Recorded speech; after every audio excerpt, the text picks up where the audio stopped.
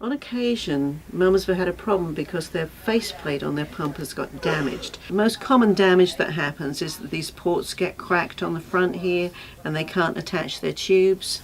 If you need a new faceplate, then what you will need to do first is look at the face, take it off and look at it. The design up here doesn't really matter.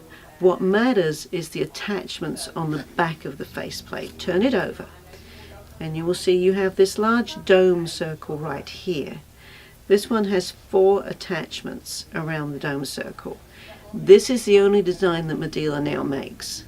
Regardless of how your faceplate looks, if you've got those 4 attachments, the faceplate that you can purchase will work for you.